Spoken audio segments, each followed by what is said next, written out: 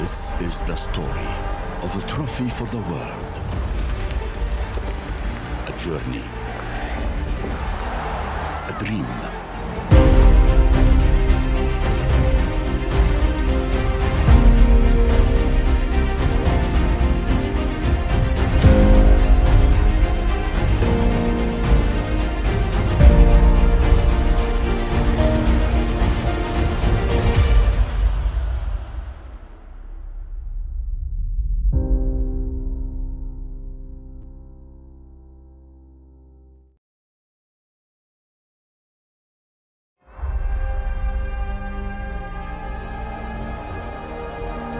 This is the story of a trophy for the world,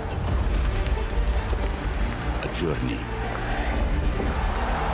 a dream.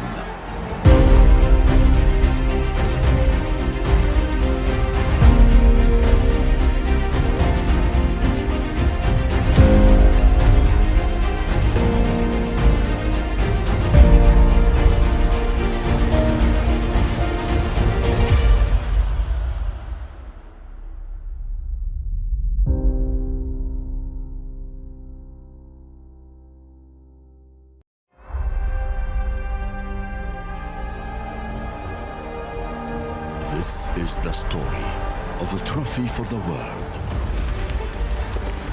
a journey, a dream.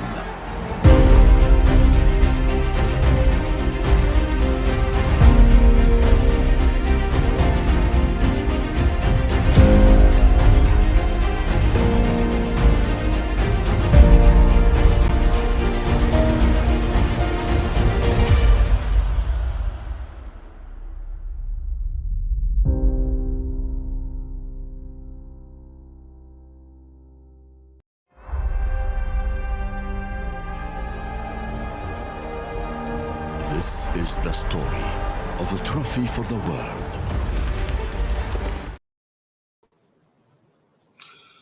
Good evening out there, our esteemed viewers. You're welcome once again to Sports Orbit. My name is Afa Acho. Salifu Usman is right here with me. Salifu, welcome to today's edition of the show. Thank you, Afa. It's always a pleasure. Yeah, and of course, Fidelis is also right here on the show with us once again. Fidelis, welcome to the show. Thank you, Afa. So good to be on the show today.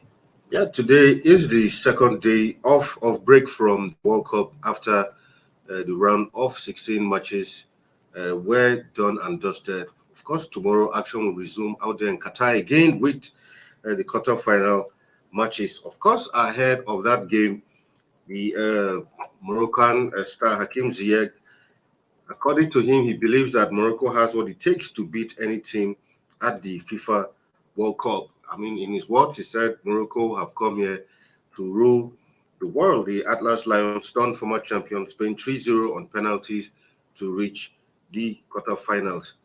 And today, while watching, a foreign station, they were doing interviewing some Arab fans, Moroccan fans, and Arab fans in Qatar. And in fact, some of the Moroccan Arab fans somehow believe, they said this World Cup is being hosted by an Arab country, and they have the strong belief that an Arab country is going to win the World Cup.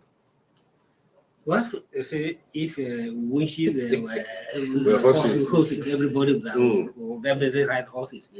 So, well, that's their wish. I wish they, and I wish they made their wish come to prevail. Yes, no doubt about it. No doubt about it. Moroccan has gone past Christian level. Nobody ever gave them the hope. Nobody expected them to be. Just like I was saying yesterday, they have equal record sets by Cameroon, Ghana, and Senegal. So what's left for them now is for them to surpass that record. Yeah. And it is our collective wish that if they can progress beyond this quarterfinal, but we know that it is strictly difficult coming against the Portuguese side.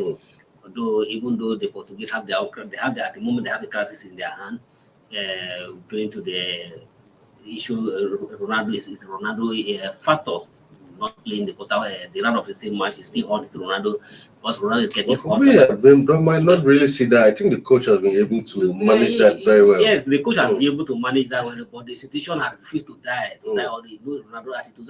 But the Ronaldo is, I believe strongly that Ronaldo is feel pain because his absent, excluding from that team, doesn't even show any sign of say the team was missing him. And the guy that came into the even surpassed, give what more than what Ronaldo could have given to the team. And but so I think that will not anyway derail the Portuguese plan. But we hope if that we pray if that can even derail their plan, it will also be good for African team. But like I said, Morocco, what they need is yes, they have to surpass the expectation, but they need to delay the party. Because it appears that they are beginning to celebrate ahead of time. And this celebration will definitely going to hurt them. It's like as if they have played, they wanted to show that they have played their work out finished. So they have our appeal to them that they should delay the party because it is not yet over. I mean, rightly, like Salif just said, delay the party. Sometimes when you achieve a feat, most people think. Recall the story of Nigeria just early in this year. For the first time in a long time, Nigeria, won 3 straight games unbeaten, and Nigerians began to get ahead themselves. After all, we beat tournament favorites Egypt in the first game. We've done this. We won our straight game. In fact, they can just hand over the cup to the Super Eagles and end the competition. But we all know what happened in the next match against Tunisia. So, like Salif rightly said, for me, I think also that the Moroccans and some of their supporters are beginning to sound too overconfident, get ahead themselves for my liking. For the Moroccans, the surprise is not a one-sided party. They've played well. They did all they had to do against the very good Spanish side. They defended well, and they made sure they didn't try to compete with the Spanish in terms of possession because you can't drag that with them. They are known for the possession style of football. They sat back and made sure that the ball didn't get into the net, and at the end they went ahead to win that game on penalty. But this aspect of being confident, now it's a shock to see them beat Spain. It could as well shock them to see them play far below expectation when they meet Portugal. Because the Portugal side, they play a very different game from Spain. They have the capacity to press you. They press high, they defend, and they are very swift in counter-attack. But the Spanish side, when they have an opportunity for a counter-attack, they prefer to bring the ball back, let the opposition, kicking the ball around. Kicking the ball from the back. But the Portuguese side, they can take you when you least expect. So this is not the time for them to start being happy and be celebrating. I think what they have to do now is to make sure they study the Portuguese style of play and see whatever strategy they can come up with to make sure they win that game. Quite frankly, it is all our NS expectation that they win. Speaking as an African, an African's never been to the semi-final of the competition. It will really be a good feeling to see an African progress into the semi-final of the competition. And overall, I would say kudos to them for still flying the African flag. Yeah, kudos to them flying the African even though the Arab wanted to take them away. Exactly. As an Arab, not an African. No, actually, yesterday. Actually, speaking with a friend yesterday, and he was even asking me, even the Moroccans themselves, truly, do they even consider themselves as Africans? It's true, because I remember Tunisia, when Tunisia hosted the last Nations Cup in 2004, a few friends of mine who went to cover the event as journalists, they said when they went there and were interacting with some Tunisian journalists who were welcoming them, I was like asking them, how is Africa? Oh, you journalists, you are coming from Africa. Oh, so how is Africa? So and there's something like on the African continent. On African continent, so you begin to wonder that do these people even actually consider themselves as African? Well, that's a story for another day. Anyway, moving ahead, like I said, quarterfinals matches tomorrow, action will resume, and for Kyle Walker or England, yes, of course, speaking ahead of that encounter, he said clearly there are no favorites in that game going into that quarterfinal, all-important encounter against England. And of course, he was asked, he said, look, you operate from the right wing, and most of the time, Starman Mbappe operates from that area. How are you going to deal with him? And he said, well, as a defender who plays back, he said, for every defender who has played against Mbappe, he said, these are the kind of matches that you don't like looking forward to. Because, yes, because this is the kind of match that when you play in that wing, coming up such against that kind of person, you have to be 110% concentrate. Exactly, because any slip up, exactly, yeah, because his speed, skill, and all of that, and the moment you lose little concentration, and he has gone past you. And what he said clearly, for him, it's a do or die affair, and that's also what he said. It's a do or die affair, England versus France. And interestingly, this is the first time England and France will be meeting at this stage, even at the World Cup. Yeah. Well, France-England match is a match that everybody is looking up to. Very well. Not disrespecting to the Brazil, Croatia, and the Netherlands, Argentina. Yes, there are two. These two first matches are given that everybody wants to watch, but everybody is talking more about the France and the English team. Yeah. For the English team, it's an opportunity for them to clearly show that yes, they are up there and to match up with the world champion. And if you're looking at the Southgate team, the way his team has progressed, I give to Southgate. That's why I don't even expect that this team will come far. Yeah, exactly. Owing to the crisis they were having before coming to especially with the Europa Nations League. How with the Wembley in the Europe Nations League. Yeah. And win almost 4 matches without winning a single match. And for them to put on this performance at this level, I give it to them. But still, if you look at the English team in this so far, you see the France team as the first test. Yeah, exactly. The first test for them. Because the opening match, in the group match against US, Iran, and Canada. So who is it? Yeah, Canada, of course. Canada. No, not Canada. Sorry, Serbia. Not Serbia. What am I mistaken? It was England, USA, Iran, and what's the name of that other team? Escaped my memory. So if you look at those their group match, I think is it Costa Rica? Costa Rica is not in the Spain group. No. So if you look at their group, you definitely see that this is the first match that this is the first major test for them at this World Cup, and this is the first, and that's why everybody is clearly looking at this thing. If the Southgate team has what it takes to be the world champion, and the Southgate team is quite aware of this. And even him, if you look at his comment before this so far, he's trying to be very, very careful. Try to show most respect for the Spanish, for the French team. I mean, defending champions. And France. Whether or not, and at the same time, if you look at all those France, you also give it to the France for his team to come to the World Cup missing three a player like Mbappe, a player like Pogba, a player like Kante, Benzema. Kante. Not just two players. The one who even starts as centre back, Kipembe, who plays for PSG, is completely missing. Exactly. Yes, we're not able to talk about the Kipembe because if you're talking about people always look at Pogba and Kante, and these are the two players. No, but Kipembe is also a starter. He's a starter. Yes, he's a starter. First choice but what I'm more particular about the Pogba and Kante is that these are the two central midfielders who hold on to the French team to be a world champion 4 years ago. But missing such player.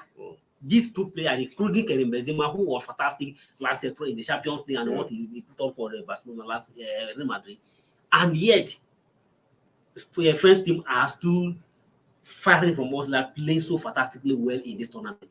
One of them really give it to the and for the Southgate team, they need to be very, very careful against the French team. And like Walker, you say Walker is a world-class defender. No about it. He has proved his worth severally. But just like coming up against Mbappe, who has proved that yes, he's ready to carry the French team at his back.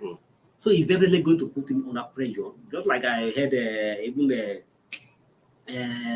Liverpool captain, the Liverpool captain, Liverpool, the one from Holland.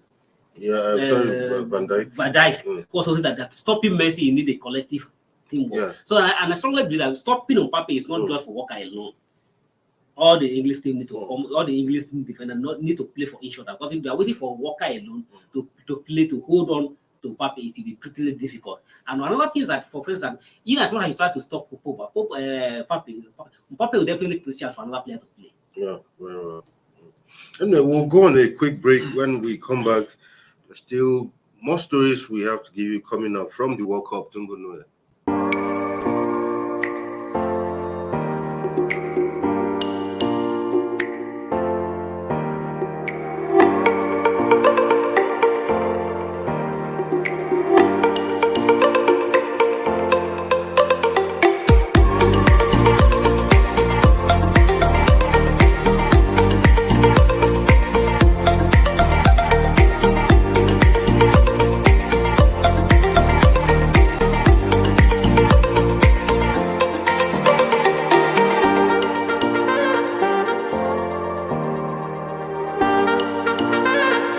For sponsorship and advert placements, please contact 080-3688-6158. Last Word Leadership Podcast Studio. You have the last word.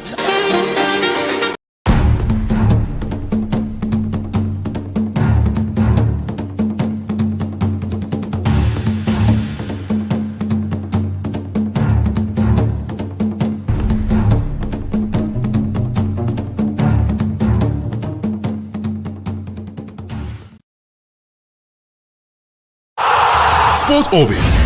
We make the world go round.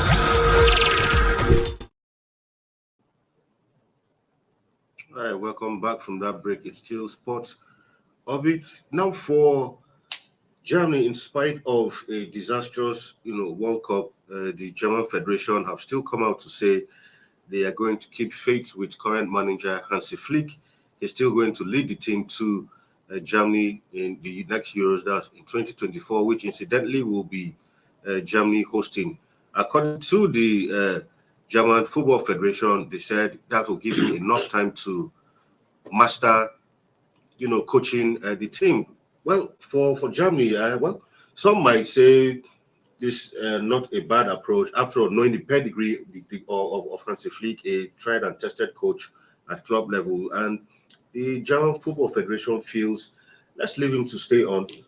But I'm sure if he was, in our shores here, in our times, by now, Nigerians would have called for his head. I would not agree with you on that. Nigerians are very patient people.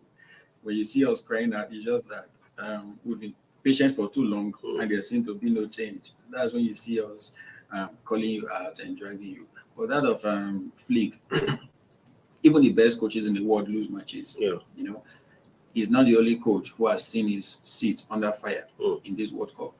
Just today or so, the news broke that the Spanish coach, coach Luis Enrique, has also lost his position as the head coach of the Spanish team.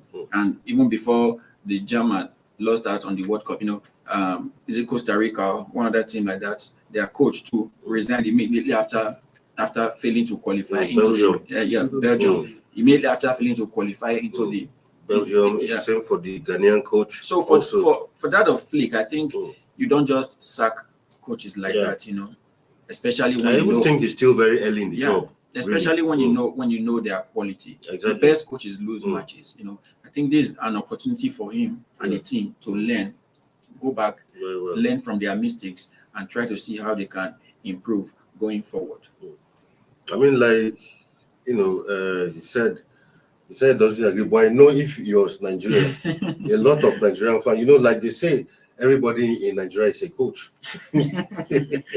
We're patient with General. It's not like we're patient.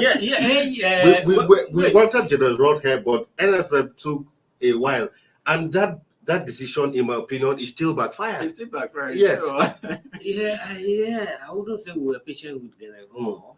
Even that's not the topic we're discussing. Exactly. I wouldn't say we were patient with General, but the US, our wish was not granted. Exactly. Even from day one, including myself, nobody think I don't think General as the right person. No, exactly. That's the thing. But best known to among the people. We don't know what the time he has with General, but he insisted in keeping General on the job for 6 years, and we are still feeling the damage of it today. Talking about the league, club coaching is different from the national team coaching. Yeah.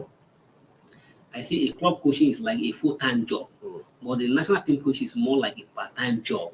You don't have the opportunity to play through the players until a certain match is coming up, and the maximum day you can have with the player is just 4 to 5 days or 3 days. It's except in the World Cup that you can have a long time on this particular World Cup. In fact, a lot of coaches even complain of that. But that previously you have like 3 weeks, 1 month, but this time. Players left, maybe their club, maybe like straight to the Qatar. All of them straight to Qatar. So they have opportunity to have it. So I think the German has taken the best decisions. Flick is a young coach. Everyone knows his pedigree. And Germans are also used to this kind of decisions. If you remember Jack Law, he stood there for close to 10 to 12 years before he was able to get an achievement. So they give me a lot of time. And he eventually pay off. Exactly. So, and after he discovered he had reached his peak and he started diminishing return, and that's when the final he has to leave. So I think it is a good decision. I'm one of those who don't believe that if a coach just failed on his job, more importantly, where that could just come in and just come in, you have to give him opportunity.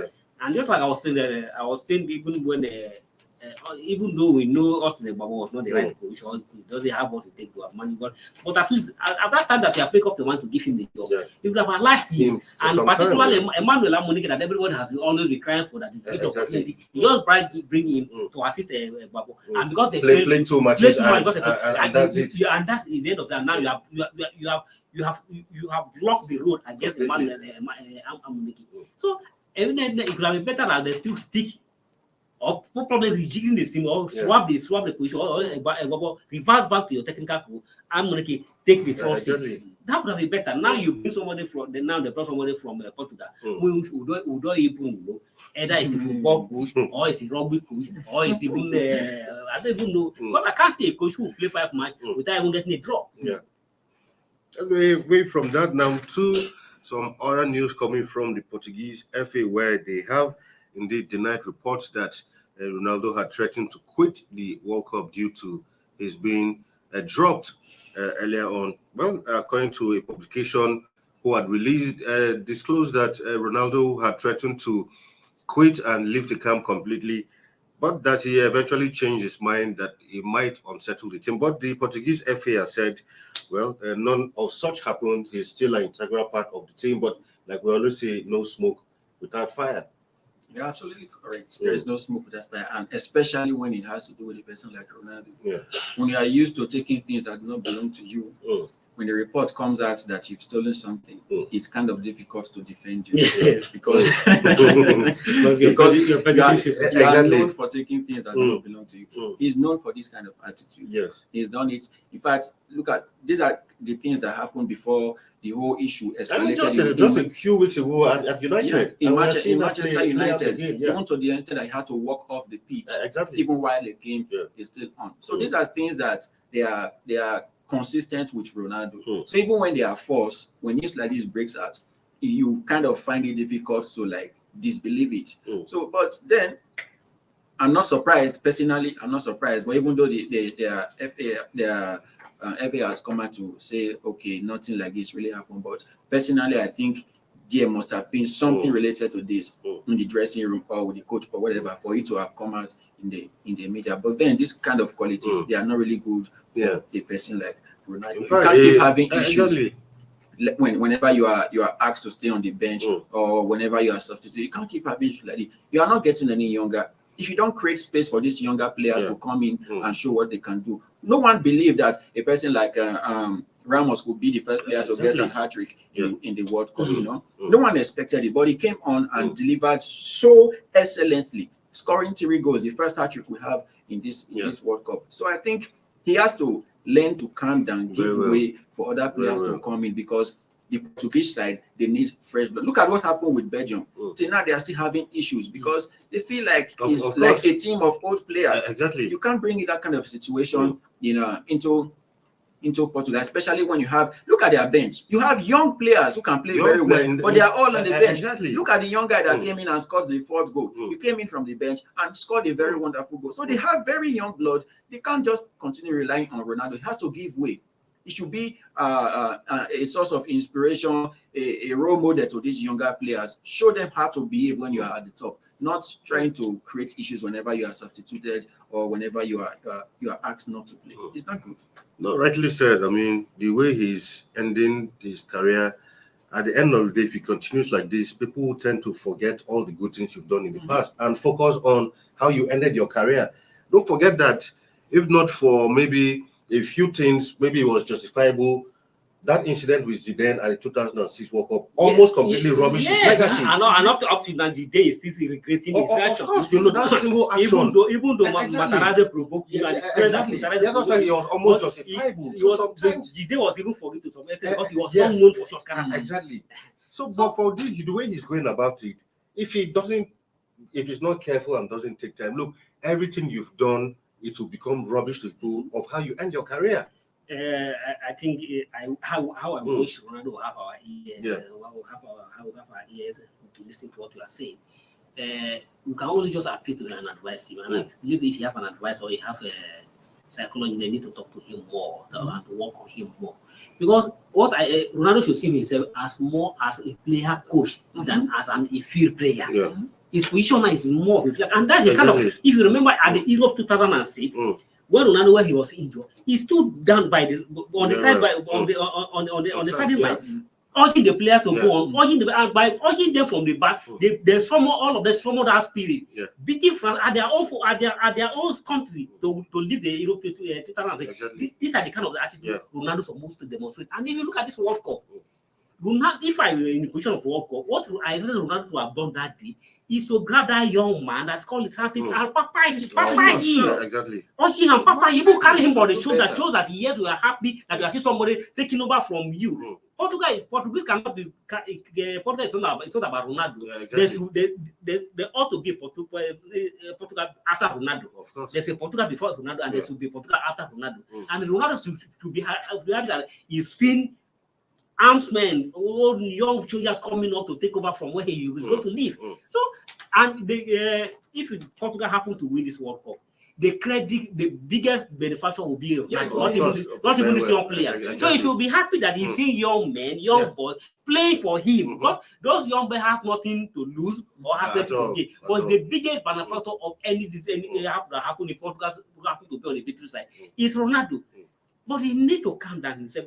Maybe because sometimes, even though in Africa, you can't insult an elder and go free. Yeah. His attitude to the hand begin to hurt him. Exactly. And he did that same to his current coach at Portugal also. Sometimes you need to be careful the way you talk to elders. Maybe the way you talk to elders need to hurt him.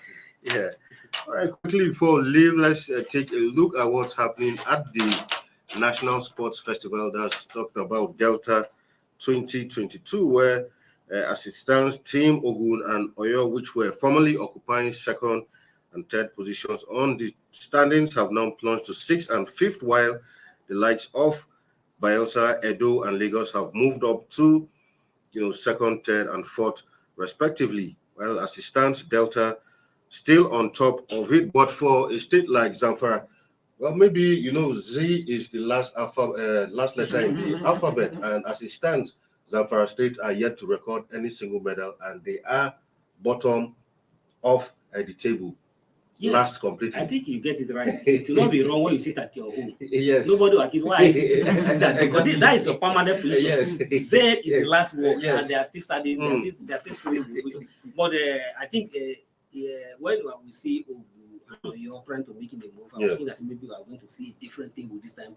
But it's like we have reversed back with the old style again. Like Edo 2020, it was the same Delta, Edo, Bayelsa. Now here we are again. We are going to see the same people following each other.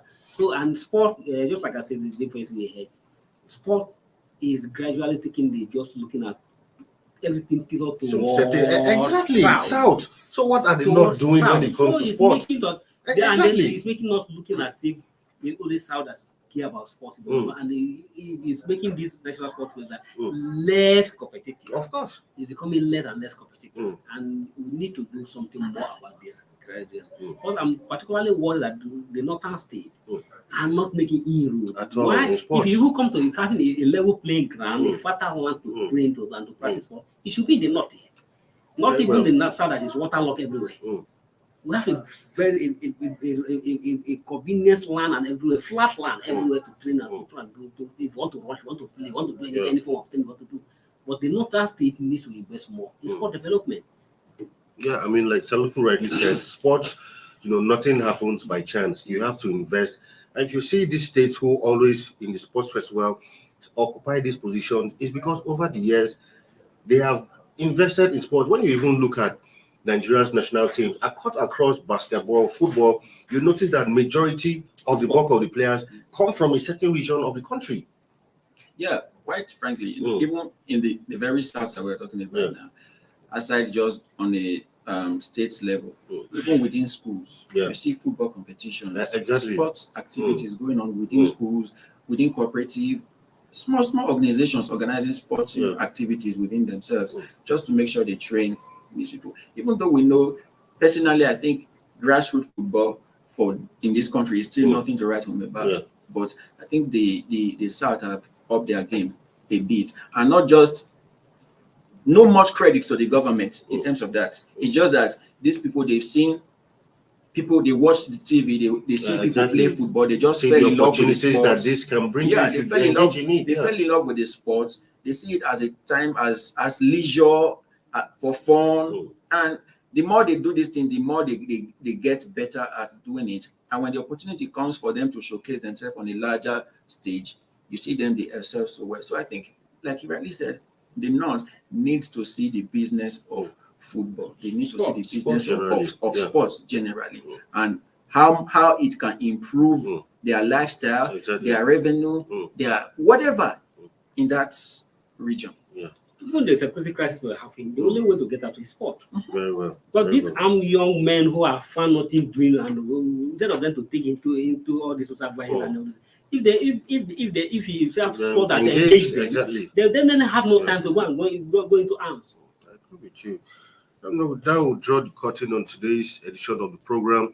Tomorrow, action resumes in Qatar quarterfinal. At least by tomorrow, we should have two teams who will be on their way to the semi-final of the competition. So we'll be here to give you preview and updates of all the action as it happens in Qatar. Salifu, thank you for being on the show today once again. Thank you. Fidelis, thank you for coming over to the studio to spend some time with you. All right, tomorrow we'll be back with a bumper package. Until then, stay safe out there. My name is Afacho, and it's bye for now. Thank you for watching. For sponsorship and advert placements, please contact 080-3688-6158.